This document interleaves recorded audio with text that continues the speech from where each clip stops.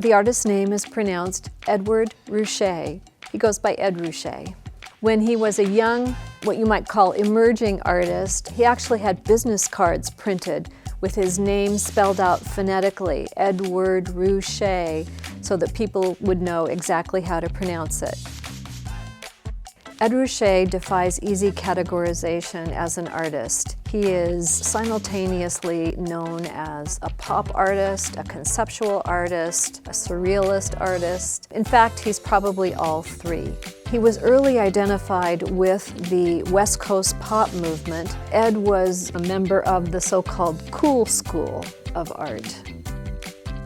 A New York journalist once described Ed Ruscha as a triple threat artist, someone who was as adept at painting and photography as he was at printmaking.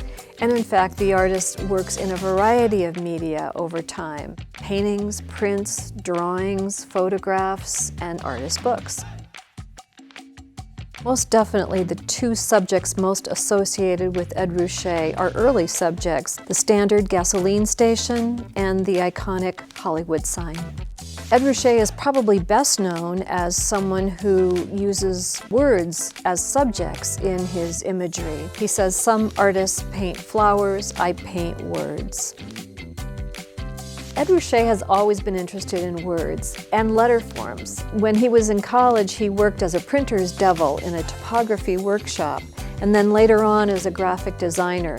So words have always been a part of his thinking. He likes to record words in notebooks.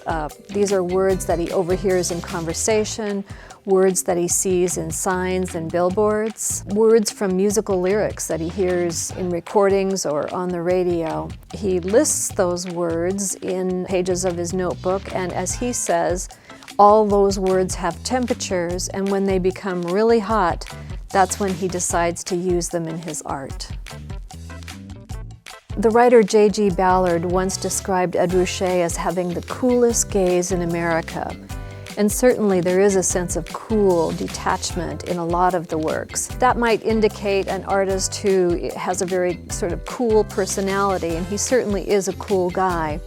But there is probably no other artist alive in America today who is as beloved as Ed Ruscha. He's just an all-around nice guy. Ed Ruscha has a very dry, laconic sense of humor, and it comes through in so many of the works in this show. Every time I think about the exhibition, even when I was writing my essay for the exhibition catalog, there was always a smile on my face. And I challenge any viewer to go through that show and not break out in a smile.